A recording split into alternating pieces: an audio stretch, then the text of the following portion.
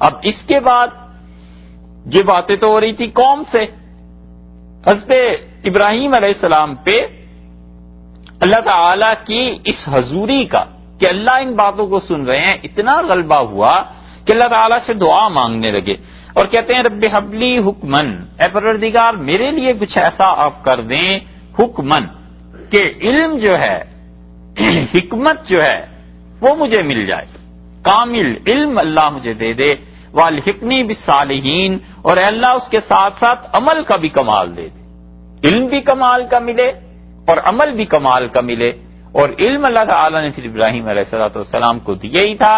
اللہ نے سورہ نعام میں فرمایا کذالک نوری ابراہیم ملکوت السماوات والارض، اور ہم نے پھر ابراہیم علیہ السلام کو اپنے بادشاہ اور شہنشاہ ہونے کی نشانیاں دکھائیں، آسمانوں میں بھی اور زمین میں بھی.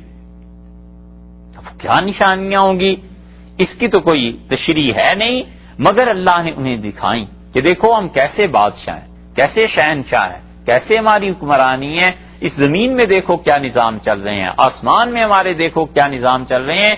اتنا علم، یہ علم تو مشاہدے کی حد تک پہنچ گیا. اور پھر انہوں نے کہا کہ اللہ اس کے ساتھ ساتھ یہ بھی ہو جائے کہ جو صالح لوگ ہیں، اچھے لوگ ہیں، اے پروردگار میرا ان کے ساتھ حشر بھی ہو جائے.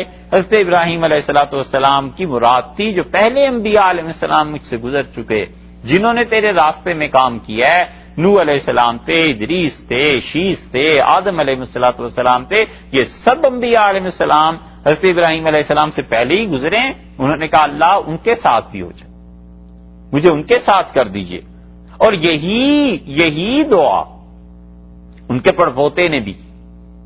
حضرت ابراہیم علیہ السلام کے دو بیٹے ہو گئے، اسحاق اور اسماعیل، اور اسحاق علیہ السلام کے بعد ان کے بیٹے یعقوب علیہ السلام ہو گئے، یعقوب علیہ السلام کے بعد یوسف علیہ السلام ہو گئے. یوسف علیہ السلام کی دعا وہ ہم اس سے گزر گئے، وہ سورہ یوسف میں تھی. انہوں نے کہا اللہ آپ نے سلطنت دے دی، رب قد آتیتنی من الملک، اللہ آپ نے حکومت مجھے دی، اور اللہ آپ نے مہربانی کی، وعلمتنی من تعویل الاحادیث، اور اللہ خواب کی تعبیر، اتنا زبردست علم اللہ آپ نے مجھے عنایت فرمایا، آپ نے مہربانی کی. انت ولی فی الدنیا والآخرہ، اللہ آپ ہی میرے کار ساز رہے ہیں ہمیشہ اس دنیا میں. کنویں میں پھینکا گیا، بازار میں بیچا گیا، پھر مجھے جیل میں ڈال دیا، کون سی تکالیف زندگی میں نہیں دیکھی، مگر تو ہی اس وقت بھی مددگار رہا ہے، آخرت میں بھی اللہ تیری ہی کرم فرمائی رہے گی. اب کیا عرض کرتا ہوں، توفنی مسلمن، اسلام پہ اللہ میرا انتقال موت آ جائے، والحقنی بالصالحین، اور اللہ جو باپ دادا جو نیک گزرے ہیں خدایا ان کی روحوں کے ساتھ میرا بھی جانا ہو جائے. یہ ہے تمنا کرنا اس انسان کا جس انسان کو صالح لوگوں سے ملنے کی تمنا ہو، اور ہر ایک کو ہونی چاہیے.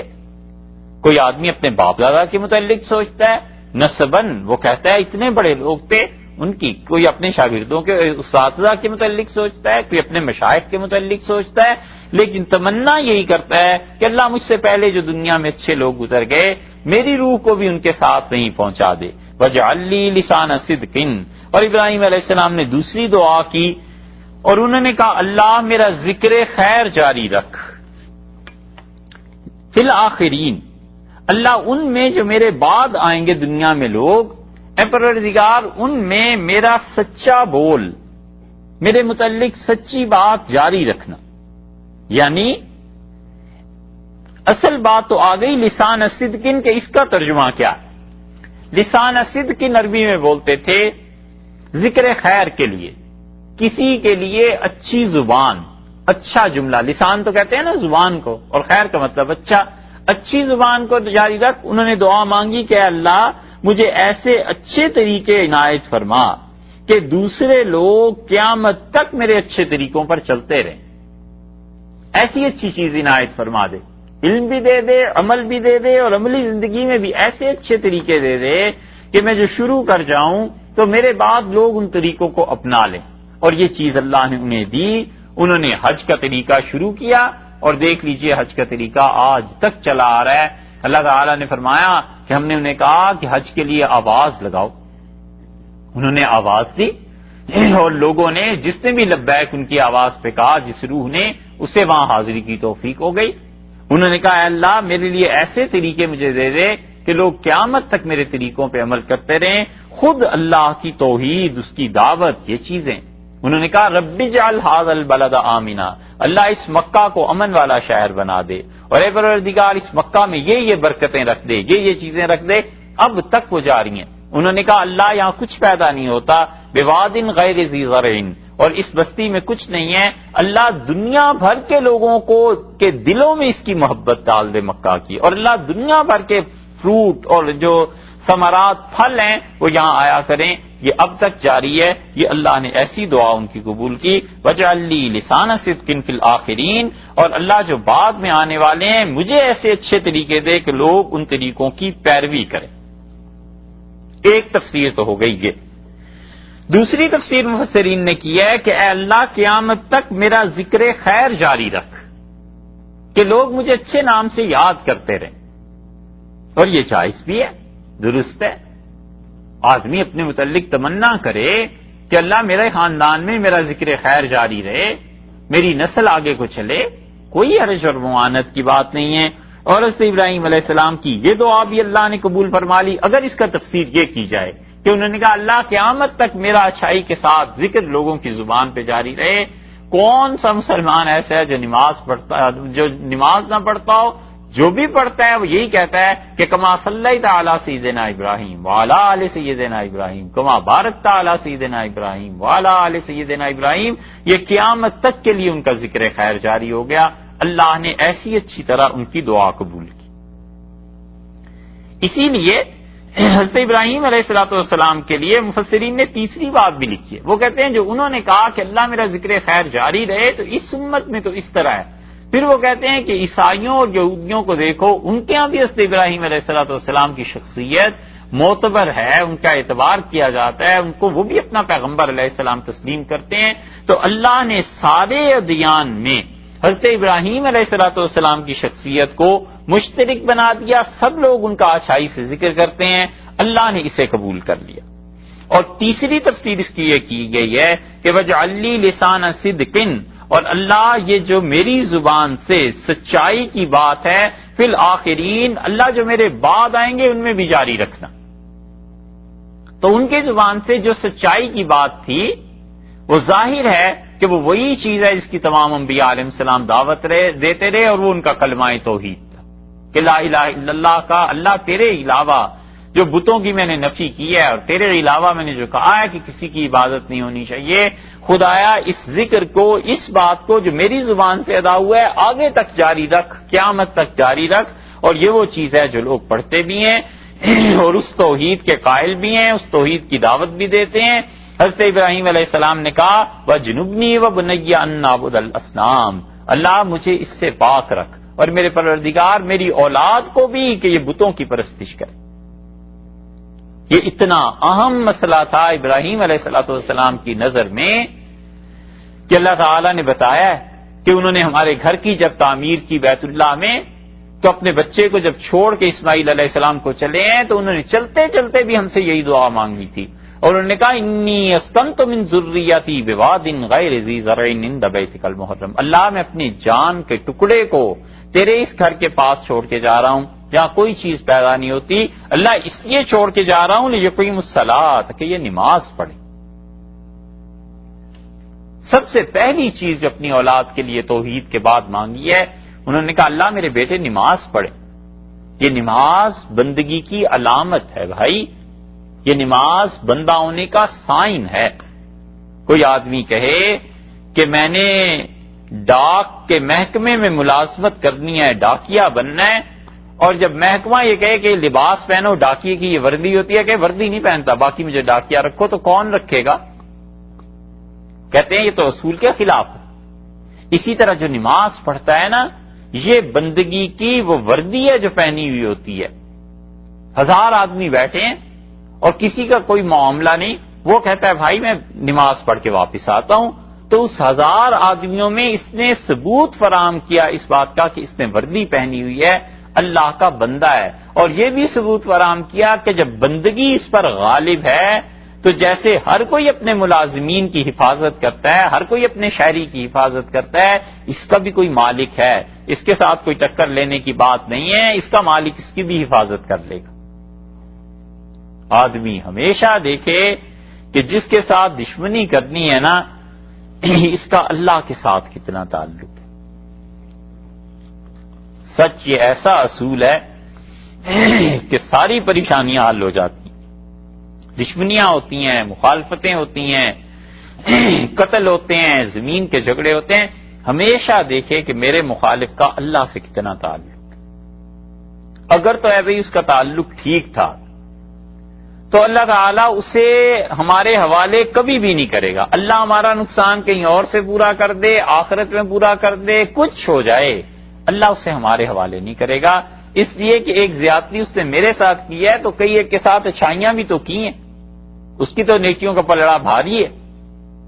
اور اگر ہے اس کا اور اللہ کا تعلق درست نہیں ہے تو اسے بالکل نہ چھیڑے، جس دن خدا اسے پکڑے گا نا اس دن ہمارا بدلہ بھی اتر جائے گا، ہاتھی کے پاؤں میں سب کا پاؤں۔ بس دیکھتا رہے کہ اس کا اگر اللہ کے ساتھ تعلق ہے تو اللہ نے میرے حوالے تو کرنا نہیں، اور اگر پہلے ہی تعلق بگاڑ لیا ہے تو ٹھیک ہے، بادشاہ سے لڑائی ہو رہی ہے، میئر سے لڑائی ہو، گورنر سے لڑائی ہو، شہر کے جو انچارج ہیں اس سے لڑائی ہو، تو بندہ کیوں جھگڑا اپنے محلے میں کھڑا کرے، وہ کہے ذرا چلنے دو، چند دنوں میں جب چھاپا پڑے گا نا سب پتہ چل جائے ہے یہ کام کی بات۔ اس لیے آدمی سوچے کہ ہمارے مخالف کا تعلق کہاں سے؟ جو نماز پڑھتا ہے وہ تو بندگی کا اقرار کر رہا ہے، وہ تو کہتا ہے میں آپ کا بندہ ہوں، تو اس آدمی کو اگر چھیڑنا ہے تو اس کا مطلب ہے اس کا کوئی آقا بھی ہے، مالک بھی ہے، اس کو چھیڑنا بڑی مشکل بات ہے۔ اسی لیے حضرت عمر رضی اللہ عنہ کی بات دیکھو کتنی حکمت تھی، جب انہیں ہوش آئی تو جو حکیم طبیب جمع ہوئے تھے انہوں نے کہا امیر المومنین رضی اللہ عنہ کو دودھ پلاؤ تاکہ پتہ چلے ان کی کتنی آنتیں کٹ گئی ہیں پیٹ کی۔ اور جب حضرت عمر رضی اللہ عنہ کو دودھ انہوں نے پلایا تو دودھ پیٹ سے نکلنا شروع ہو گیا، تو انہوں نے کہا اب یہ نہیں بچ سکتے۔ پتہ چل گیا سب کو کہ اب امیر المومنین رضی اللہ عنہ زندہ نہیں رہیں گے، تو انہوں نے پہلا جملہ، پہلی بات پوچھی، انہوں نے کہا یہ جس نے مجھے قتل کیا ہے یہ کون ہے؟ مسلمان تو نہیں؟ تو انہوں نے کہا نہیں مسلمان نہیں۔ تو حضرت عمر رضی اللہ عنہ نے اطمینان کا اظہار کیا، انہوں نے کہا بس اس کا مطلب ہے کہ میرا جو خون ہے اس کا بدلہ خدا مجھے قیامت میں دے گا، اللہ تعالیٰ مجھے اس پہ صبر کرنے پہ ثواب دے گا۔ اور پھر فرمایا میں تو ڈر رہا تھا کہ کہیں ایسے نہ ہو اس نے اللہ کو کوئی سجدہ کیا ہوا ہو اور اللہ اس کا سجدہ قبول کر لے اور عمر کا خون اس کے سجدے کے مقابلے میں کم قیمت میں پڑ جائے۔ یہ فرمایا انہوں نے، کہاں نگاہ پہنچی کہ اس کوئی سجدہ، کوئی نماز قبول ہوئی ہو تو اللہ تعالیٰ میرے خون کا کم بدلہ دے اور اس کی نماز زیادہ قبول ہو جائے۔ فرمایا اس نے سجدہ تو نہیں کیا کوئی اللہ کو، یہ چیز ہے۔ حضرت ابراہیم علیہ السلام نے کہا اللہ میری اولاد نماز پڑھتی ہے اس لیے انہیں چھوڑ کے جا رہا ہوں، اور اللہ مجھے بچا، میری اولاد کو بچا، یہ کہیں شرک میں نہ پڑ جائیں۔ صرف انہی کے لیے یہ اہم مسئلہ نہیں تھا ان کی نظر میں، ان کے پوتے کو آپ دیکھیے حضرت یعقوب علیہ السلام کو اللہ تعالیٰ نے فرمایا پہلے پارے کے آخر پہ کہ اس نے اپنے سارے بیٹوں کو جمع کر لیا، یوسف علیہ السلام، سارے بھائی ان کے 12 کے 12 بچے ان کے جمع تھے، اور انہوں نے کہا کہ میرے لیے سب سے اہم مسئلہ یہ ہے میرے بچوں ما تعبدون من بعدی، میرے بعد عبادت کس کی کرو گے؟ یہ نہیں کہا معاش، یہ وہ ہزار چیزیں ہوتی ہیں، ان کا ما تعبدون من بعدی، میرے بچوں میرے بعد کس کی عبادت کرو گے؟ قالوا نعبد الہک و الہ آبائک، انہوں نے کہا ہم عبادت کریں گے آپ کے رب کی اور وہ جو آپ کے ہمارے آباء و اجداد اسحاق، اسماعیل، ابراہیم علیہ السلام کا تھا، اللہ الہ واحدہ، ایک ہی اللہ ہے اور ہم اس کی عبادت کریں گے۔ یہ آدمی سوچے، اور خاص طور پر وہ لوگ سوچیں جو یہاں آ کر بس رہے ہیں اور انہوں نے رہنا بھی گئی ہیں، اور حالات بھی بظاہر ایسے ہی مسلمانوں کے نظر آتے ہیں کہ وہ اس سوال کو کبھی سوچیں کہ اپنی اولاد سے پوچھیں یا فکر کریں ما تعبدون من بعدی، میرے بچے میرے بعد کس کی عبادت کریں گے؟ میری اولاد میں خدا کی توحید، یہ دین قائم رہے گا یا نہیں؟ حضرت ابراہیم علیہ السلام نے کہا اے پروردگار وہ سچا جملہ جو ہے اسے میرے بعد بھی جاری رکھ، یعنی لا الہ الا اللہ کو، یہ جملہ جو میں نے شروع کیا ہے خدایا اس کو جاری رکھ، یعنی اپنی تیری توحید کا پیغام۔ چوتھی تفسیر اس کی مفسرین نے کی ہے، وہ کہتے ہیں کہ وجعل لی لسان صدق، اور انہوں نے کہا ہے پروردگار جو میرا دین ہے، یہ جو سچائی ہے، یہ تیری توحید ہے، فی الآخرین اس دنیا میں آخر پہ جو امت آئے، آخرین سے مراد مفسرین نے امت لی ہے، اللہ اس تک پہنچا دے۔ تو پھر اس میں سب سے پہلے تو رسول اللہ صلی اللہ علیہ وسلم آ گئے کہ اللہ نے اس چیز کو نبی کریم صلی اللہ علیہ وسلم تک پہنچا دیا۔ اسی لیے رسول اللہ صلی اللہ علیہ وسلم نے فرمایا انا دعوت ابی ابراہیم، تمہیں پتہ ہے میں کون ہوں؟ میں اپنے والد حضرت ابراہیم علیہ الصلوۃ والسلام کی دعا کے نتیجے میں اس دنیا میں آیا ہوں، اور میں وہی ہوں جس کی بشارت عیسیٰ علیہ السلام نے دی تھی، والنور اللتی اراہا، اور میں روشنی ہوں جو آپ نے فرمایا میں وہ چیز ہوں جو کہ میری پیدائش سے پہلے امی اللتی اراہا، میری ماں نے میرے متعلق دیکھی تھی۔ حضرت آمنہ نے جو خواب میرے متعلق دیکھا تھا، آپ نے فرمایا میں وہی چیز ہوں، اور میں ابراہیم علیہ السلام کی دعا ہوں۔ ابراہیم علیہ السلام نے دعا کب کی تھی؟ آج سے یہ 4000 برس پہلے کی شخصیت ہیں، اور ان میں سے 1500 سال تو یہ نکال دیں رسول اللہ صلی اللہ علیہ وسلم کا، اور پھر حضرت ابراہیم علیہ السلام کی دعا کم سے کم بھی 2500 سال کے بعد پوری ہوئی ہے جا کے۔ انہوں نے اس وقت دعا کی کہ اللہ میری اولاد میں کوئی ایسا نبی علیہ الصلوۃ والسلام بھیج جس کے یہ کام ہو، اور 2500 سال کے بعد دعا کی قبولیت کا ظہور ہوا ہے۔ قبول تو اسی وقت ہو گئی ہوگی، لیکن اس کو ظاہر ہونے میں 2500 سال لگ گئے، اور ہماری دعا کو قبول ہونے میں 2.5 دن بھی اگر لگ جائے نا تو پریشانی ہوتی ہے کہ مانگا تھا رات، ابھی تک صبح کچھ ملا ہی نہیں۔ یہ ہے صبر کے ساتھ آدمی جب زندگی گزارتا ہے نا تو وہ سمجھتا ہے کہ میرے بعد بھی دنیا قائم رہے گی، اور جو آج مانگ رہا ہوں اگر مجھے نہیں تو میرے بعد کسی کو دکھائیں گے، اللہ سے مایوسی کی کیا بات ہے۔ اور پھر انہوں نے تیسری دعا مانگی۔ اچھا ہاں، ایک بات اور رہ گئی۔ مفسرین کہتے ہیں کہ اس آیت سے یہ پتا چلتا ہے کہ کوئی آدمی ایسا کام کرے کہ اس کا ذکر خیر اس کے بعد جاری رہے تو یہ جائز، اور پھر ساری بحث کا خلاصہ وہ یہی آتا ہے کہ وہ کام کرنے جو ایصال ثواب کے لیے ہیں، کہ انسان کو ان چیزوں کا ثواب ملتا رہے، اس کے مرنے کے بعد بھی یہ چیزیں اس تک پہنچتی رہیں، یہ رسول اللہ صلی اللہ علیہ وسلم نے بھی ترغیب دی۔ حضرت ابراہیم علیہ الصلوۃ والسلام نے اپنے متعلق بھی کہا کہ اللہ ان چیزوں کو میرے بعد جاری رکھ، اور رسول اللہ صلی اللہ علیہ وسلم نے بتایا کہ تم میں سے کوئی انسان کوئی بھی ایسا اگر کام کر دے گا کہ جو اس کے آخرت کے لیے اچھا ہوگا تو دنیا میں اس کی موت کے بعد بھی اسے وہ چیزیں ملتی رہیں۔ بہت سی احادیث میں یہ مضمون آیا ہے۔ آپ سے پوچھا گیا، حضرت سعد رضی اللہ عنہ نے پوچھا کہ اللہ کے رسول میری والدہ کا انتقال ہوا، اور اگر میں ان کی وفات کے وقت ہوتا تو وہ ضرور مجھے کسی نہ کسی اچھی چیز کے لیے کہتی، تو اب آپ بتائیں میں کیا کام کروں جس سے میری والدہ کو ثواب ملے، ان کی روح کو سکون ہو؟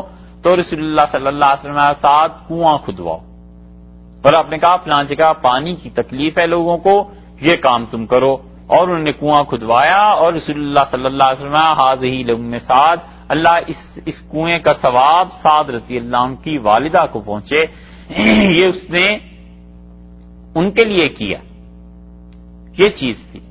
ایک جگہ رسول اللہ صلی اللہ علیہ وسلم نے فرمایا کہ کوئی آدمی اپنے بیٹے کو 1 سا گیہوں دے، یعنی اتنے پیسے دے دے، گندم اس زمانے میں پیمانہ تھا، سمجھ لیں 10 کلو 20 کلو 100 کلو، اس کے پیسے کسی کو دے دے، سمجھانے کے لیے ایسے کہتے تھے۔ آپ نے فرمایا اس سے کہیں زیادہ اچھا ہے کہ وہ اپنے بیٹے کو اتنے پیسے دینے کی بجائے کوئی اچھی بات سکھا دے، اس لیے کہ جو اچھی بات سیکھے گا یہ قیامت میں اس کے کام آئے گی۔ اور آپ نے کہا کسی باپ نے اپنی اولاد کو اتنا اچھا تحفہ نہیں دیا جتنا اچھا تحفہ یہ دیا اس نے کہ اپنی اولاد کی تربیت کر دی، قیامت میں کام آئیں گی وہ چیزیں، خصلتیں جو اپنی اولاد کو سکھا کے گیا ہے۔ اسی لیے فرمایا کہ ولد صالح، اور تمہاری نیک اولاد، اس کی وجہ سے قیامت میں تمہارے نامہ عمل میں نیکیاں زیادہ ہو جائیں گی، موت کے بعد بھی تمہاری بخشش کا فیصلہ ہو جائے گا جب تم نے کوئی ایسا کام کیا جو صدقہ جاریہ۔ تیسری چیز رسول اللہ صلی اللہ علیہ وسلم نے بتا دی، آپ نے کہا مسجد جس آدمی نے بنائی اگرچہ وہ چڑیا کے گھونسلے جتنی بنا دے، اتنی چھوٹی مسجد بھی۔ امام ابو حنیفہ رحمۃ اللہ نے فرمایا میں حج پہ جب گیا تو میں نے حضرت انس ابن مالک رضی اللہ عنہ کو دیکھا، وہ بیت اللہ میں یہ بیان کر رہے تھے بیٹھے ہوئے. انہوں نے کہا کہ میں نے رسول اللہ صلی اللہ علیہ وسلم سے سنا اس حدیث میں نبی کریم صلی اللہ علیہ وسلم کے درمیان اور امام ابو حنیفہ رحمۃ اللہ علیہ کے درمیان ایک ہی آدمی ہے اور وہ انس بن مالک ہیں رضی اللہ عنہ. انہوں نے کہا میں نے رسول اللہ صلی اللہ علیہ وسلم سے سنا آپ نے فرمایا کوئی آدمی مسجد بنائے اگرچہ چڑیا کے گھونسلے جتنی ہو تو اللہ اس کو جنت میں ایک گھر دے گا. یہ ایسی چیز ہے جو صدقہ جاریہ ہے اس کے بعد بھی چلے گی. اسی طرح حدیث میں آتا ہے کہ وہ علم جو تم دنیا میں چھوڑ جاتے ہو وہ صدقہ جاریہ ہے جو تمہارے بعد چلے گا. بہت سی چیزیں ہیں بھائی علم کے چھوڑنے کی. علم صرف یہی نہیں ہے کہ انسان بہت بڑا علامہ ہو اور ایسا ہو. بڑے بڑے علم والے دنیا سے چلے گئے اور ان کے علم میں اللہ نے نہیں چاہا, نہیں برکت ہوئی, کوئی جانتا پہچانتا بھی نہیں. اور انہوں نے علم اگر غلط نیت سے حاصل کیا تھا علیہ باللہ تو وہ ان کے لیے وبال کا موجب بن گیا ہوگا. جیسے کہ حدیث میں آیا ہے اتنی بڑی چیزیں نہیں ہیں کہ کوئی بہت علامہ ہی ہو تو علم کو چھوڑ جائے. اس دن آپ کے سامنے وہ بحث آئی تھی نا کہ رسول اللہ صلی اللہ علیہ وسلم میرے اللہ کے دین کے معاملے میں آپ نے کہا تم کسی بھی چیز پر اگر 40 باتیں میری لوگوں تک پہنچا دو گے تو تم قیامت میں انہی لوگوں کے ساتھ اٹھائے جاؤ گے جن لوگوں کو اللہ نے علم دیا ہے. علماء کے ساتھ تمہارا حشر ہو جائے گا. اس حدیث کی وجہ سے ہی امت میں لوگ شروع سے یہ نقل کرتے آئے ہیں. مثلا نماز کے متعلق 40 احادیث جمع کر دیں اور اس نے لوگوں کو بھیج دیا کہ حدیث میں یہ آیا ہے. ایک آدمی نے زکوٰۃ کے متعلق جمع کر دی, ایک آدمی نے شرم حیا کے متعلق جمع کر دی, ایک نے ایمان کے متعلق کر دی, کسی آدمی نے سچائی کے متعلق کر دی, کسی نے کہا کہ عقیدے میں یہ حدیثیں کام آ جائیں گی, کسی نے کہا اعمال میں یہ حدیثیں کام آ جائیں گی. تو اس پہ محدثین عمل کرتے آئے ہیں ہمیشہ. وہ 40 احادیث کوئی بھی جو جس کا ٹرینڈ تھا, کسی نے حج پہ کر دی, کسی نے کہا علم پہ کر دو, جو جس کا ٹرینڈ تھا ذاتی طور پہ اس نے ان احادیث کو لکھا اور لوگوں کو دے دیا اور لوگوں کو کہا اسے پڑھو حدیث میں یہ آیا ہے. اس آدمی کا ثواب تو پورا ہو گیا نا. اب لوگ پڑھیں نہ پڑھیں ان کی اپنی مرضی. ہمارے زمانے میں اتنا آسان ہو گیا ہے یہ کام, اتنا آسان کہ کوئی آدمی ہمت کر کے انٹرنیٹ پہ 40 احادیث ڈال دے تاکہ لوگ اس کو پڑھیں, ان لوگوں کو فائدہ ہو کہ رسول اللہ صلی اللہ علیہ وسلم نے یہ چیزیں بتائی ہیں. تو نتیجہ اس کا یہ کہ اس کو بھی اللہ تعالیٰ انشاءاللہ اہل علم کو جو درجہ دیں گے اس آدمی کو بھی کچھ نہ کچھ تو ملے گا ہی نا. تو نہ ہونے سے کچھ ہونا اچھا ہی ہے. یہ علم ہے فرمایا جو تمہارے بعد ملے گا. حتیٰ کہ وہ چیزیں جن پہ انسان کا اختیار نہیں ہوتا اور کوئی پسند بھی نہیں کرتا اور آدمی کو ناگوار چیزیں پیش آتی ہیں, یہ بھی قیامت میں اللہ کے ہاں اس کے ذکر کا باعث بن جائیں گی, خیر کا باعث بن جائیں گی.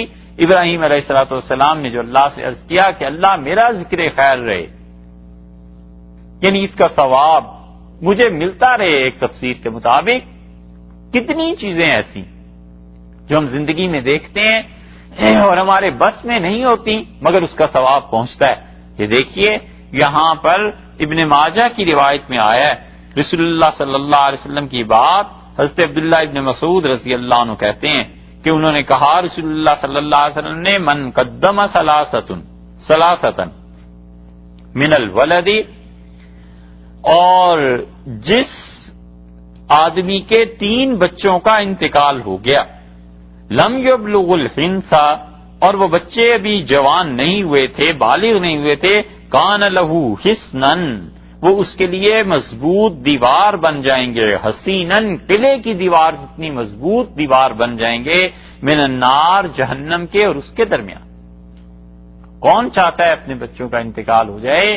لیکن رسول اللہ صلی اللہ علیہ وسلم نے بتایا کہ یہ ایسی چیز ہے کہ اپنے اختیار میں نہیں لیکن اللہ نے اس کا ثواب دیا. فقال ابو ذر, اور ابو ذر رضی اللہ عنہ نے یہ حدیث لوگوں کو سنائی اور کہا قدمت اثنین, میرے تو 2 بچے وہ تو میں بھیج چکا ہوں, یعنی انتقال ہو گیا ان کا. قال واثنین, تو رسول اللہ صلی اللہ علیہ وسلم نے فرمایا 2 بھی تمہارے بچے وہ بھی اتنی مضبوط دیوار ہیں. فقال ابی ابن کعب رضی اللہ عنہ بولے سید القراء, جو رسول اللہ صلی اللہ علیہ وسلم کے صحابہ رضی اللہ عنہ میں قرآن پڑھنے والے قاریوں کے آقا تھے, قدمت واحدن، انہوں نے کہا اللہ کے رسول میں بھی ایک بچہ اللہ کے ہاں بھیج چکا ہوں. فرمایا وواحدن، ایک بچہ بھی تمہارا وہ اتنی مضبوط دیوار بن جائے گا تمہارے درمیان اور جہنم کے درمیان. اس حدیث میں حضرت ابی بن کعب رضی اللہ عنہ کے متعلق سید القراء کا لفظ آیا ہے کہ وہ قاریوں کے سردار تھے، آقا تھے. اس لیے جو لوگ رسول اللہ صلی اللہ علیہ وسلم کے نام کے ساتھ سیدنا کے اضافے کو کہتے ہیں نا کہ جی یہ نہیں کرنا چاہیے، انہیں اس بات پر غور کرنا چاہیے کہ صحابہ رضی اللہ عنہ کے زمانے میں بھی لوگ ایک دوسرے کے متعلق کہتے تھے کہ یہ ہمارے آقا ہیں، سردار ہیں، بڑے آدمی ہیں، تو حضرت صلی اللہ علیہ وسلم کے لیے کیوں نہیں استعمال کیا جائے گا. دوسری حدیث حضرت ابو ہریرہ رضی اللہ عنہ کی آئی ہے، یہ بچوں کے جو انتقال ہے وہ تو تھا، اس سے بھی کم درجے کی بات کہ رسول اللہ صلی اللہ علیہ وسلم لسقطن اقدمہ بین یدیہ، میرا ایک بچہ جو پیدائش سے بھی پہلے ضائع ہو جائے، ابارشن ہو جائے کسی عورت کو، احب الیہ من فارس، مجھے اس بچے سے زیادہ اچھا لگتا ہے جو گھوڑے پر سواری کرے، اخلفہ خلفی، اور جو پیچھے سوار ہو، وہ گھوڑے پر سوار ہونے والا بچہ اس سے زیادہ عزیز وہ ہے.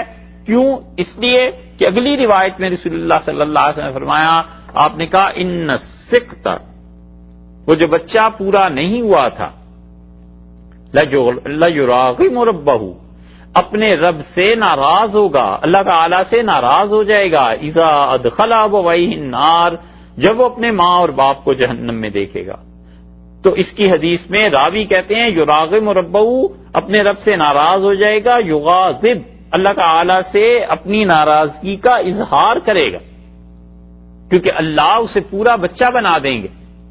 اللہ کو تو علم تھا نا کہ اس کی شکل و صورت کیا بننی تھی، اور جو ماں پہ تکلیف گزری اور جو اس کی امیدیں ٹوٹی، وہ تو بڑے دکھ اور تکلیف کی بات تھی.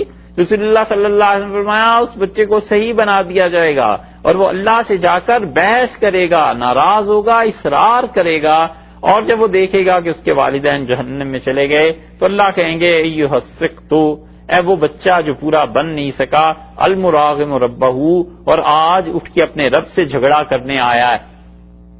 یعنی محبت شفقت کی وجہ سے اللہ اس سے کہیں گے ادخل ابویک الجنہ، چلا جا اور اپنے ماں باپ دونوں کو جنت میں لے جا.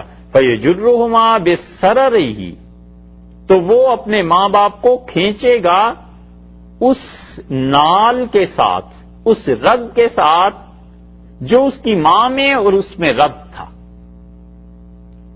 اس کو کیا کہتے ہیں؟ ایک اور لفظ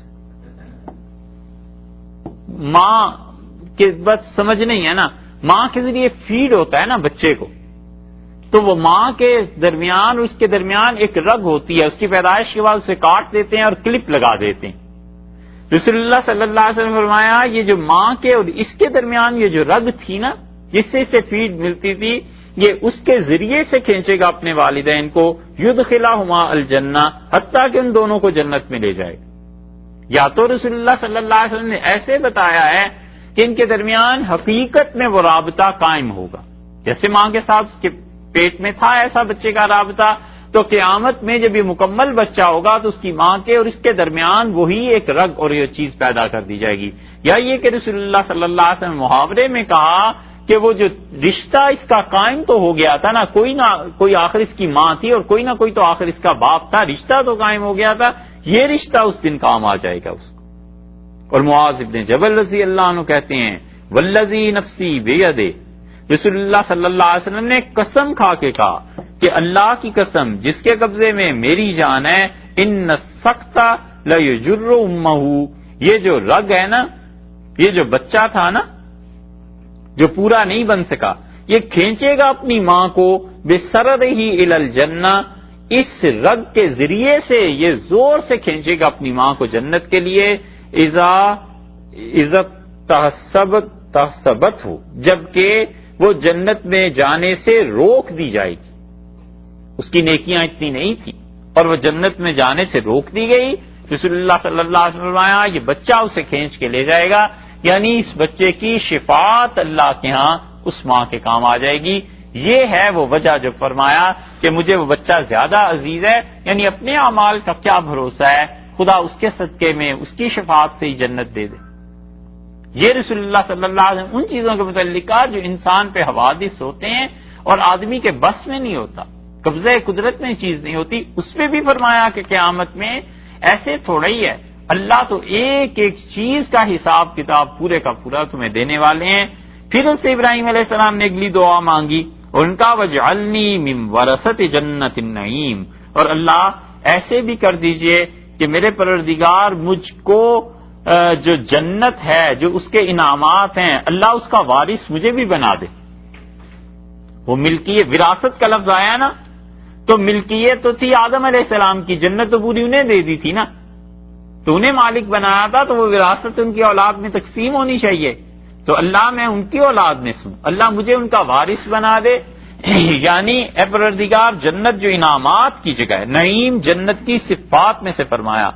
اسی لیے قرآن پاک میں ایک اور جگہ بھی آیا ہے، بلکہ کئی جگہ آیا ہے کہ جنت میں ایسی ایسی چیزیں ہوں گی۔ یہ آیت جنت کی تشریح تو خیر گزر چکی کئی مرتبہ، فرمایا اللہ مجھے اس کا وارث بنا دے، یعنی اس میں میرا بھی حصہ ہو جائے۔ یہ ابراہیم علیہ السلام جو دعائیں مانگ رہے ہیں، سوچا جائے کہ ان کے لیے تو پکی باتیں تھیں، کیوں مانگ رہے ہیں؟ یہ تواضع ہے، بندگی ہے، حکم ہوا ہے کہ ایسے ہی مانگو۔ اسی لیے رسول اللہ صلی اللہ علیہ وسلم بھی ایسی دعائیں مانگتے تھے، اور اس میں بڑا واضح اور صاف رد ہے ان لوگوں کا جو کہتے ہیں جی ہم نے کیا کرنا ہے جنت، ہم جہنم سے کوئی ڈر نہیں ہے، ہمیں تو اللہ کی خوشی چاہیے۔ ایسے جاہل لوگ بھی ہیں جو کہتے ہیں جی اللہ کی خوشی چاہیے، نہ مجھے جنت کا شوق ہے نہ جہنم سے کوئی ڈر لگتا ہے، لہذ باللہ اس کی نظر ان چیزوں پہ نہیں جاتی۔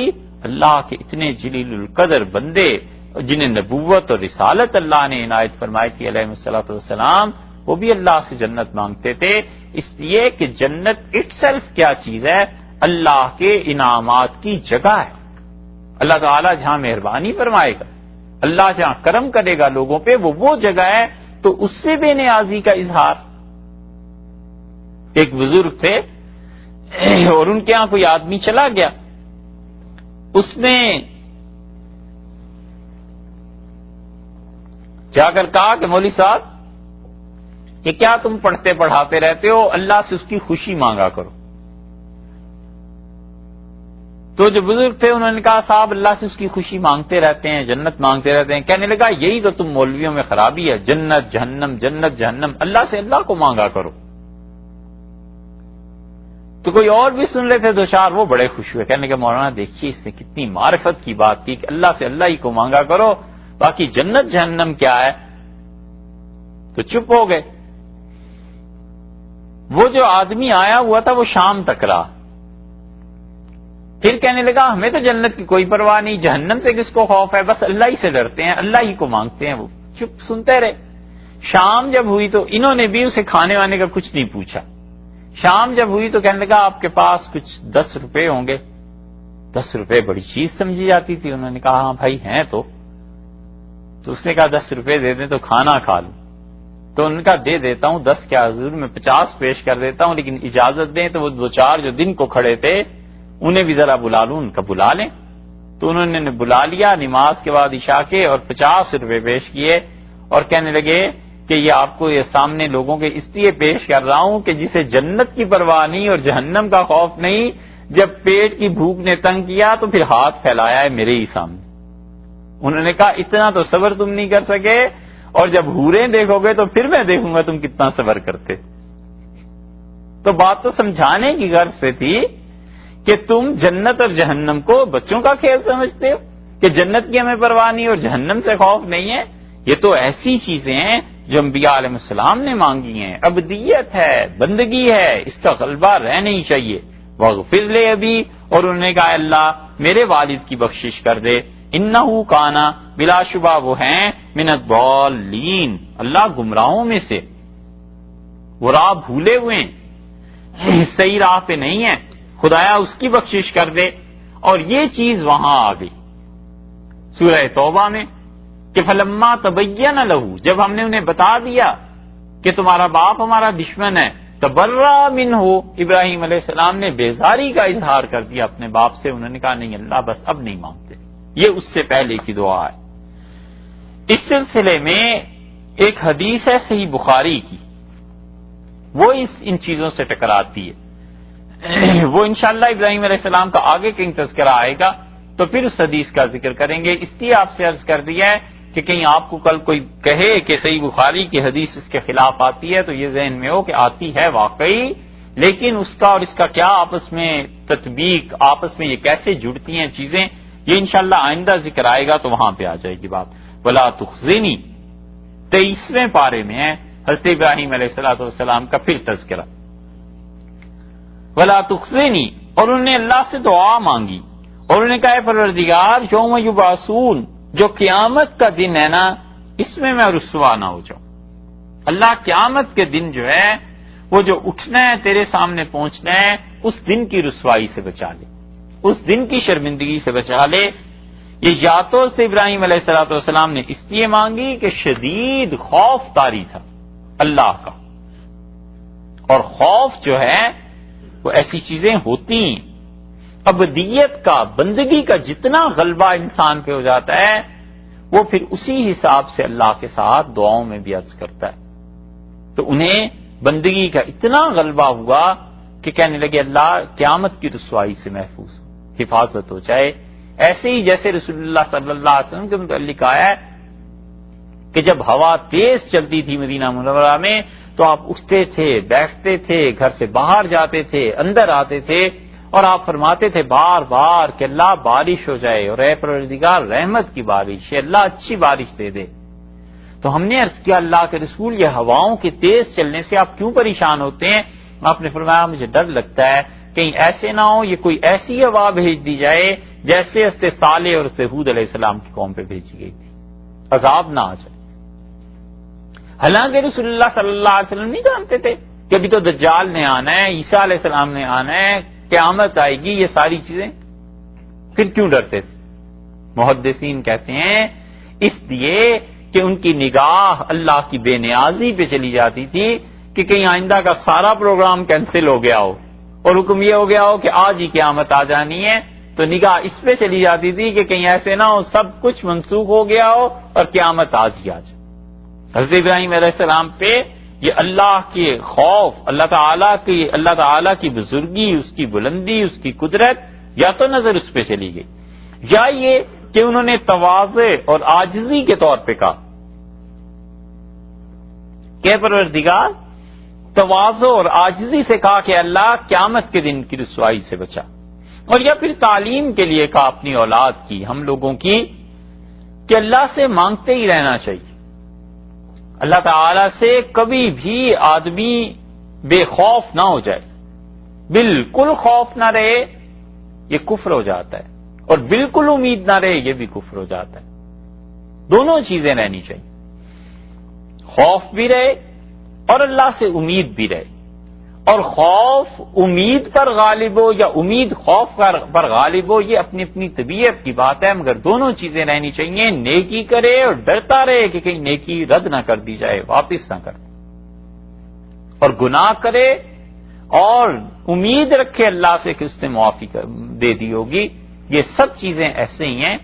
غلبہ البتہ کس چیز کا رہنا چاہیے اس پہ بہت لوگوں نے بہت کچھ لکھا ہے، لیکن جنہوں نے ایک اچھی بات لکھی ہے بہت اچھی، وہ یہ بھی کہ وہ کہتے ہیں کہ جب تک بال سیاہ ہونا جوانی رہے تب تک خوف کا غلبہ رہنا چاہیے تاکہ گناہ نہ کرے، اور جب بڑھاپا آ جائے بال سفید ہونے لگے تو پھر اللہ سے امید کا غلبہ ہو جانا چاہیے کہ خیر ہی رکھیں گے، اچھا ہی میرے ساتھ کریں گے، میرے ساتھ نیکی کا سلوک ہوگا، وہاں بھی اچھی طرح پذیرائی ہوگی.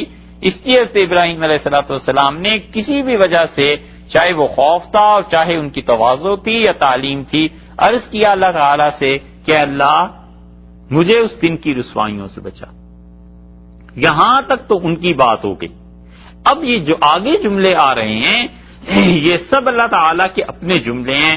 ابراہیم علیہ السلام نے یہ نہیں کہا. ان کی دعاؤں کا سلسلہ یہاں ختم ہوا 87 نمبر آیت پہ.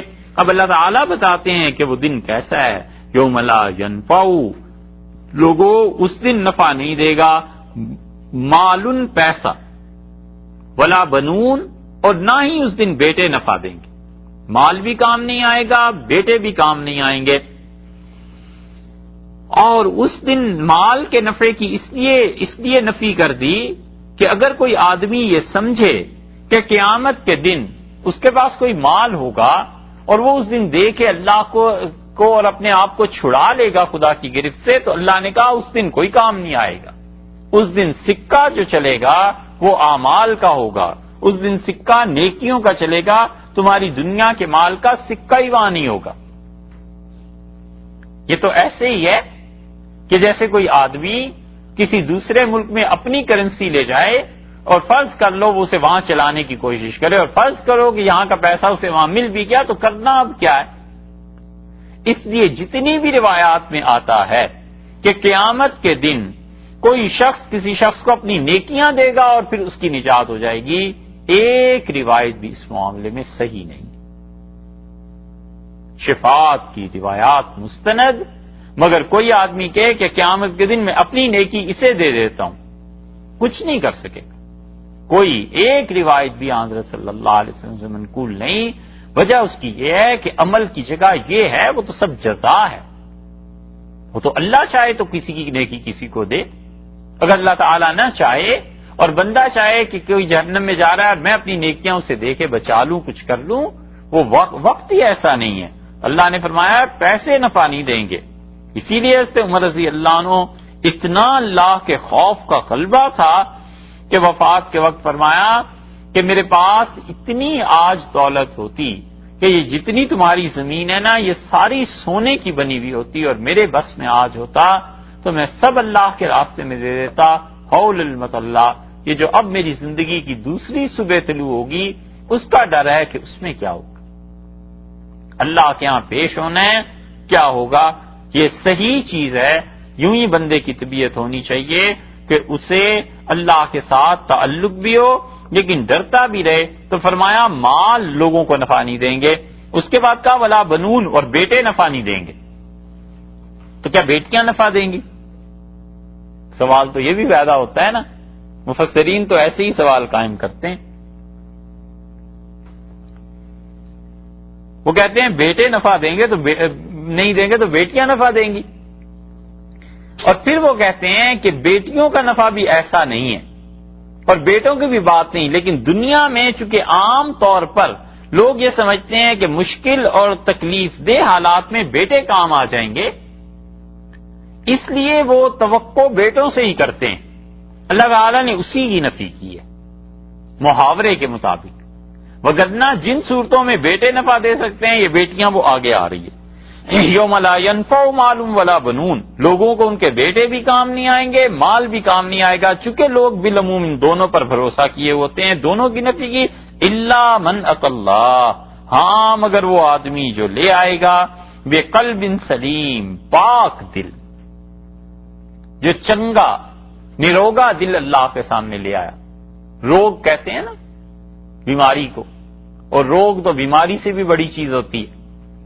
تو ایسا دل جس میں کوئی بیماری نہ ہو، یہ دل جو اللہ کے پاس لے کے آیا اس کو نفع ہوگا. دو ترجمے اس کے کیے گئے ہیں اور دو ترجمے چونکہ بدل جاتے ہیں اس لیے دونوں تفاسیر بھی بدل جاتی ہیں. ایک ترجمہ یہ کیا گیا ہے کہ یوم لا ينفع مال ولا بنون، اور اس دن اس کے کام نہیں آئیں گے نہ اس کا مال اور نہ اس کے بیٹے، الا مگر من جو شخص کے اتی اللہ بقلب سلیم، اللہ کے سامنے آیا اچھا دل لے کے، اس کو اس کا مال اور بیٹے کام آ جائیں گے. ایک ترجمہ. پھر دیکھیے لا ينفع مال ولا بنون، نہ اس کے مال کام آئے گا نہ بیٹے کام آئیں گے، الا ہاں مگر من وہ شخص جو اللہ کے پاس قلب سلیم لے کے آیا، سلامتی والا دل، اس کے کام آ جائیں گے مال اور بیٹے. ایک ترجمہ یہ ہوا ہے. دوسرا ترجمہ یہ کہ لا ينفع مال ولا بنون، نہ اس کو مال کام آئے گا نہ بیٹے کام آئیں گے، الا من اتى اللہ، بس کام ایک ہی چیز آئے گی، جو اللہ کے پاس لے کے آ گیا دل ایسا جس میں کوئی روگ نہیں ہے، دل ہے سلامتی والا. یہ دونوں ترجمے ہوئے ہیں دونوں تفاسیر ہوئی ہیں اور اکابر مفسرین رحمہم اللہ دونوں طرف گئے ہیں، اس لیے کوئی آدمی دونوں ہی کا قائل ہو، دونوں کو مانتا ہو، کوئی حرج نہیں۔ پہلی بات یہ ہو گئی کہ اللہ تعالیٰ نے فرمایا کہ مال اور بیٹے کام نہیں آئیں گے مگر اسی شخص کے کام آئیں گے جو اپنا دل اچھا لے کے آیا، تو اس کا مال کام آ جائے گا، اس کے بیٹے کام آ جائیں گے، قیامت میں اس کے بیٹوں کی شفاعت اسے پہنچ جائے گی، قیامت کے دن جو مال زندگی میں خرچ کر کے گیا تھا وہ مال اس کو مل جائے گا، یہ چیزیں اس کے کام آ جائیں گی۔ اسی لیے قرآن پاک میں دوسری جگہ آیا ہے، اللہ تعالی نے فرمایا ہے کہ ہم اس آدمی کے ساتھ اس کی اولاد کو بھی جمع کر دیں گے جنت میں۔ تو اس کا مطلب یہ ہوا کہ یہاں یہ اچھے لوگوں کی رشتہ داری کا ہونا نفع دے گا۔ رسول اللہ صلی اللہ علیہ وسلم نے فرمایا کوئی نسب قائم نہیں رہے گا، بس میری رشتہ داری کام آ جائے گی۔ حضرت صلی اللہ علیہ وسلم نے بتایا کہ لوگوں کو رشتہ داریوں سے جو فائدہ ہوتا ہے سب سے زیادہ فائدہ فرمایا میری رشتہ داری کا ہوگا۔ تو جو سادات ہیں اگر ان کے اعمال اچھے ہوئے تو یہ ایک ایکسٹرا کریڈٹ ہے جو انہیں قیامت میں ملے گا، کیونکہ رسول اللہ صلی اللہ علیہ وسلم کی وہ اولاد میں سے تھے، اور یہ ایسی چیز ہے جو کسی کے اختیار میں نہیں۔ اور اسی طرح اللہ تعالیٰ نے قرآن میں کہا ومن صلح من آبائہم، اور جو ان کے باپ دادا میں اچھا ہوگا، وازواجہم، ان کی بیویاں اور ان کے شوہر، اگر یہ دونوں ان میں سے کوئی بھی نیک ہوگا، وذریاتہم، اور ان کی اولادوں میں کوئی نیک ہوگا، اللہ نے فرمایا ہم سب کو جمع کر دیں گے، سب کی معافی ہو جائے گی۔ تو شوہر اچھا ہو کسی کا، نیک ہو، پرہیزگار ہو، کسی کی بیوی اچھی ہو، یہ دونوں ایک دوسرے کے کام آ جائیں گے۔ اسی طرح بہن بھائی نیک ہوں وہ کام آ جائیں گے، ماں باپ نیک تھے ان کی نیکی نفع دے جائے گی، اولاد اچھی تھی اپنے بعد چھوڑ گیا، یہ قیامت میں شفاعت کر دیں گے۔ اللہ تعالیٰ کے ہاں تو کوئی نہ کوئی چیز ہونی چاہیے کہ وہ اسے رکھیں سامنے اور مغفرت کریں اور کہیں جاؤ تمہارے نمبر اتنے ہی ہو گئے، چلو بس چھٹی۔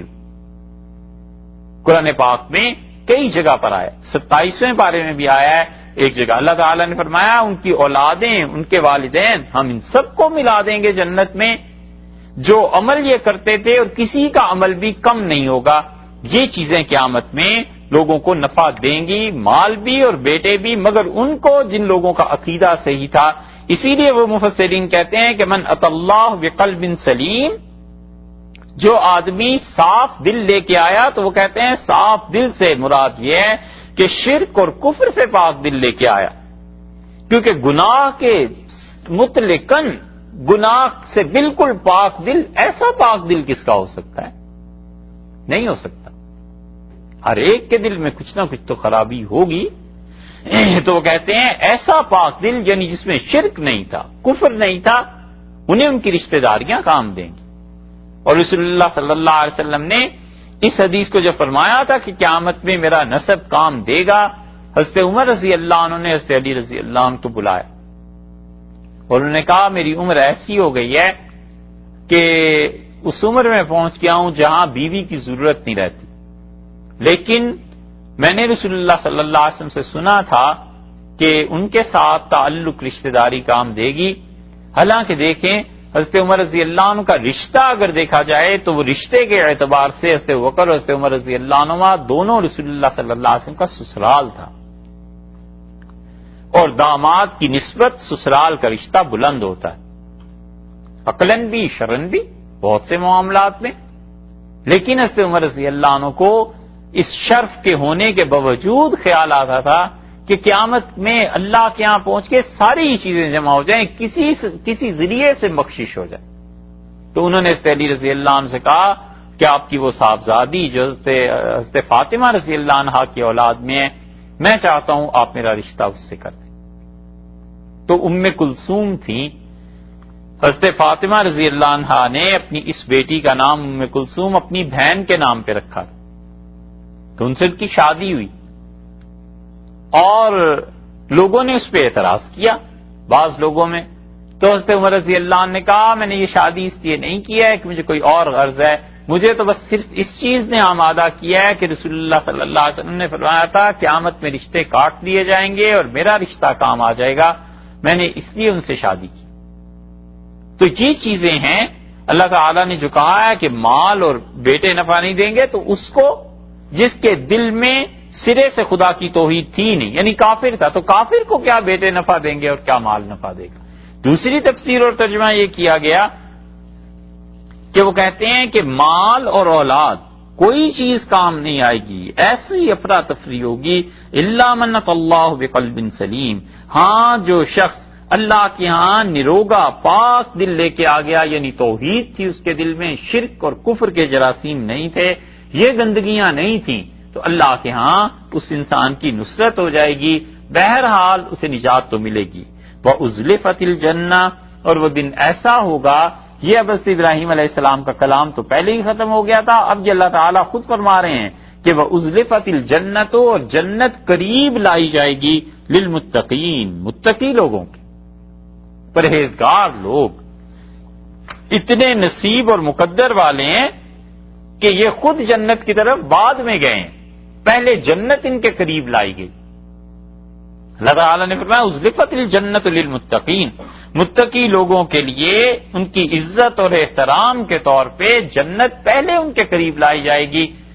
اس کا مطلب ہے کہ زمین میں کوئی تغیر واقع ہوگا، یعنی جنت جہاں بھی ہے اس کی زمین اس کو چلایا جائے گا، ایمان والوں کے قریب لائی جائے گی تاکہ یہ اسے دیکھیں اور خوش ہوں اور اطمینان ہو جائے کہ یہ چیز ہمارے ہی لیے ہے، ابھی تھوڑی دیر میں اس میں داخل ہو جانا ہے۔ اسی لیے رسول اللہ صلی اللہ علیہ وسلم نے فرمایا کہ تم میں سے پہلا گروہ جو جنت میں جائے گا، آپ نے فرمایا جنت کا دروازہ کھولا جائے گا، اور جو پہلا گروہ اس میں جائے گا، آپ نے فرمایا وہ دروازہ میں تمہیں بتاؤں اتنا بڑا ہے جتنا مدینہ منورہ سے اردن، شام، اتنا بڑا، کہا اتنی اس کی لمبائی ہے دروازے کی۔ اور آپ نے کہا جب پہلا گروہ اس میں جائے گا تو کھوے سے کھوا چل رہا ہوگا، کندھے سے کندھا ٹکرا رہا ہوگا لوگوں کا، اور جانے کی گویا کہ جگہ نہیں ہوگی، اتنی زیادہ وہ مخلوق پہلے حلے میں جائے گی۔ تو اس لیے اللہ نے کہا جنت کو قریب کریں گے، قریب کرنے کے بعد پھر 24ویں پارے میں آتا ہے کہ جنت کی طرف لوگ بھیجے جائیں گے، تو وہ دوسرا مرحلہ ہے تاکہ انہیں اطمینان ہو جائے کہ اس جنت کو میں ہمیں پہنچنا ہے۔ وَبُرِّزَتِ الْجَحِيمُ، اور جہنم کو ابھارا جائے گا، جہنم نکالی جائے گی، للغاوین، اور ان لوگوں کے لیے جو بے راہ تھے، جو گمراہ تھے۔ برزہ، تبرز، کسی چیز کا ظاہر ہونا، کسی چیز کا ابھار، تو ابھار دی جائے گی جہنم، اس کی لپٹیں یہ نظر آنے لگیں گی جنہوں نے جہنم میں جانا ہے، اور جہنم سے جانے سے پہلے ہی ایک جہنم ان پہ طاری ہو جائے گی کہ اس جہنم میں جانا ہے، یہاں یہ چیزیں۔ اسی لیے آدمی جب اس کا دل بیدار ہو نا تو مرنے سے پہلے ہی جنت کا احساس ہونے لگتا ہے کہ کہاں جا رہا ہوں، اور دل بیدار ہونا تو جہنم میں جانا تو بہت دور ہے، مرنے سے پہلے ہی پتا چل جاتا ہے کہ جہنم میں ہی جانا ہے۔ دل بیدار ہونے کی بات ہے، دل صاف ہونے کی بات ہے۔ گناہ کرتا رہتا ہے جیسے بھی، مگر کبھی آدمی ایسا بھی ہوتا ہے کہ گناہگار ہوتا ہے مگر دل پاک رکھتا ہے کسی چیز سے، تو اس کے دل میں یہ صلاحیت ہوتی ہے کہ اسے جہنم کا احساس موت سے پہلے ہی شروع ہوتا ہے کہ مارا جاؤں گا، اب تو جہنم میں جانا ہے، توبہ کرنے لگتا ہے، اللہ اسے پھیر دیتا ہے اس کی زندگی سے، اور وہ آدمی سچائی کی طرف آ جاتا ہے۔ یہ بھی اللہ کا فضل ہی ہے، اور کیا کہیں۔ حضرت شاہ عبدالعزیز صاحب رحمۃ اللہ علیہ کے ہاں دلی میں ایک ہندو رہتا تھا، بہت سے رہتے تھے، حضرت کے پاس وہ آتا جاتا تھا، اور اس کے بیٹوں نے اسے مار کے گھر سے نکال دیا۔ تو شاہ عبدالعزیز صاحب رحمۃ اللہ علیہ نے اسے اپنی حویلی میں جگہ دے دی، ایک کمرہ دے دیا بس۔ تو شاہ اسحاق صاحب رحمۃ اللہ علیہ کہتے تھے، اور شاہ اسحاق صاحب محدث دہلوی رحمۃ اللہ علیہ نواسے تھے شاہ عبدالعزیز صاحب رحمۃ اللہ علیہ کے، اور شاہ اسحاق صاحب سے حدیث، اور شاہ اسحاق صاحب نے پڑھی تھی حدیث اور تفسیر اور ساری چیزیں شاہ عبدالعزیز صاحب رحمۃ اللہ علیہ سے، نانا سے، اور شاہ اسحاق صاحب رحمۃ اللہ علیہ سے پڑھی تھی شاہ عبد الغنی صاحب مجددی رحمۃ اللہ علیہ نے، اور ان سے آگے یہ سب لوگوں نے پڑھی، مولانا قاسم نانوتوی رحمۃ اللہ علیہ، اور یہ سر سید احمد خان اور وغیرہ وغیرہ بڑے آدمی تھے، حدیث سب نے ان سے پڑھی تھی۔ تو شاہ اسحاق صاحب رحمۃ اللہ علیہ ترمذی جب پڑھاتے تھے حدیث کی کتاب، اس میں یہ واقعہ ایک حدیث پہ سناتے ہوتے تھے۔ ہمارے اساتذہ اس واقعے کو اس سن سے نقل کرتے آئے ہیں، اب تک ویسے ہی چل رہا ہے۔ وہ کہتے تھے شاہ اسحاق صاحب رحمۃ اللہ علیہ کہ یہ جو چیز ہے نا کہ دل کو کچھ محسوس ہوتا ہے مرنے سے پہلے کہ جا کدھر رہا ہے، یا کوئی خواب آتا ہے یا کوئی چیز پتہ چلتی ہے، تو کہتے تھے کہ اس کو ہندو تھا گھر سے نکال دیا بچوں نے، وہ آ کے نانا نے جگہ دے دی۔ تو نانا جب اٹھتے تھے کنویں کے قریب ایک جگہ تھی، کھلا سرا موسم فضا ہوتی تھی، تو نانا وہیں جائے نماز بچھاتے تھے، نماز پڑھتے تھے، ہم بچے دیکھتے تھے، باہر چارپائیاں لگی ہوئی، اور یہ جو ہندو تھا روز صبح صبح اٹھ کے اسی کنویں پہ غسل کرتا تھا اور اپنا بت رکھ کے ہاتھ جوڑتا تھا، رام رام کرتا رہتا تھا۔ تو ہمیں بڑا غصہ آتا تھا کہ ہماری حویلی میں بتوں کی عبادت، اب نانا کے ادب سے کچھ بول بھی نہیں سکتے تھے، لیکن عبادت وہ کرتا رہتا تھا۔ اور نہ ہی کبھی شاہ عبد العزیز صاحب رحمۃ اللہ علیہ نے اسے اسلام کی دعوت دی، نہ اس نے کبھی پوچھا، کھانا بھی نانا کے ساتھ، رہنا بھی، ہنسی مذاق بھی، بیٹھنا اٹھنا بھی، سب چیزیں، حتیٰ کہ نانا کا انتقال ہو گیا۔ اور شاہ عبد العزیز صاحب رحمۃ اللہ علیہ کو جب دفن کر کے آئے تو شاہ اسحاق صاحب رحمۃ اللہ علیہ کہتے تھے بڑا رویا، اور اگلے دن اس سے آ کے کہنے لگا کہ مولوی صاحب اب تم حضرت کی جگہ پڑھاؤ گے، اور ہمیں تمہارے نانا سے بڑی محبت تھی۔ دیکھو میرے عقیدے کے موجب تو وہ گئے جہنم میں، ان کی آخرت برباد ہو گئی، اور اگر میں مر جاتا تو ان کے عقیدے کے مطابق میں جہنم میں چلا جاتا، میری آخرت برباد ہو جاتی۔ تو کہتے ہیں میں سنتا رہا، مجھے خیال تو آیا کہ میں نے اسلام کی دعوت دوں، پھر میں نے سوچا نانا نے کبھی بات نہیں کی تو اب میں کیا کروں، عمر میں بہرحال بڑے ہیں۔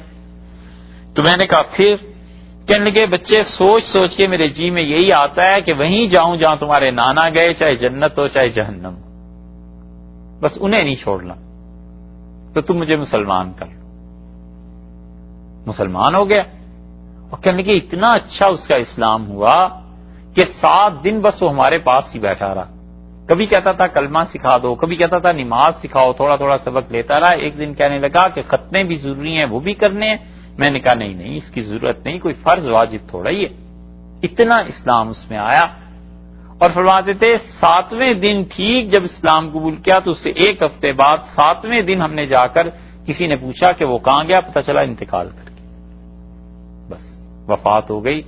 وہ کہتے تھے کہ یہ اس کو مرنے سے پہلے کوئی چیز پہنچ گئی تھی اللہ کی جانب سے، اور اللہ نے اس کو بخشنا تھا۔ دیکھو ساری زندگی شرک میں کہاں گزاری اور موت کس چیز پہ آئی۔ یہ چیزیں ہیں تو آدمی کو اندازہ کچھ نہ کچھ ہو جاتا ہے، بشرطے کہ دل اچھا ہو، دل صاف ہو، تو اس کا بھی اندازہ ہو جاتا ہے کہ جانا ہے اب جہنم میں، تو توبہ کی توفیق خدا دے دیتا ہے، اور وگرنہ جنت محسوس کرتا ہے تو بے پرواہی بھی ہوتی ہے اور خوش بھی ہوتا ہے کہ اب تو جنت میں جانا ہے۔ ابن تیمیہ رحمۃ اللہ علیہ کو لوگوں نے پوچھا، یہ تاتاریوں کا جب حملہ ہوا ہے شام پہ تو شیخ نے ان کو جیل ہو گئی کسی معاملے میں، شیخ اس زمانے میں بھی رحمہ اللہ بڑا کام انہوں نے کیا۔ خیر جیل جب چلے گئے تو کسی نے کہا کہ جیل میں آپ کا دل تنگ نہیں ہوتا؟ تو انہوں نے کہا ان بستانی فی صدری، میری جنت میرے سینے میں ہے، جہاں جاتا ہوں بس اس کا باغ بچھا کے بیٹھ جاتا ہوں، باتیں کرتا رہتا ہوں، مجھے کیا پریشانی۔ اور اسی لیے جب آخری مرتبہ جیل انہیں ہوئی تو ابن قیم رحمت اللہ نے کہا 80 قرآن انہوں نے سنائے مجھے، اور 80 مرتبہ قرآن جب پورا ہونے والا تھا تو وہ سورہ قمر کی اس آیت پر پہنچے کہ ان المتقین، جو لوگ متقی اور پرہیزگار ہیں، اللہ کے ہاں جب پہنچیں گے مقعد صدقن، بڑا شاندار ان کا استقبال ہے، عند ربک، اپنے پروردگار کے ہاں، ملیک مقتدر، بڑی اعلیٰ جگہ ہم انہیں دیں گے۔ یہ آیت سناتے سناتے گرے اور انتقال ہو گیا۔ یہ ہے چیز، اس لیے ایسی چیزیں پیش آتی ہیں جہنم کا بھی جنت کا بھی. اور شیخ نے عجیب بات کی، ابن تیمیہ رحمۃ اللہ علیہ کہتے تھے جس کو دنیا میں اپنی جنت نظر نہیں آتی اس کے لیے آخرت میں کوئی جنت نہیں. اتنا یقین تھا انہیں، اطمینان تھا جنتی ہونے کا کہ وہ کہتے تھے جس کہ دنیا میں اپنی جنت نہیں نظر آتی آخرت میں بھی جنت کوئی نہیں. اور یہ تو ان کی کیا بات ہے، صحابہ رضی اللہ عنہ کا بھی حال ایسا تھا. کئی ایک وہ کہتے تھے اب جنت سے خوشبو آ رہی ہے اور یہ جنت کی خوشبو ہے اور یہ جنت کی چیزیں مجھے نظر آ رہی ہیں. یہ ہے اللہ نے کہا ازلفت الجنت للمتقین، اور ہم متقی لوگوں کے جنت کو قریب کر دیتے ہیں یا کر دیں گے قیامت میں یا موت کے بعد.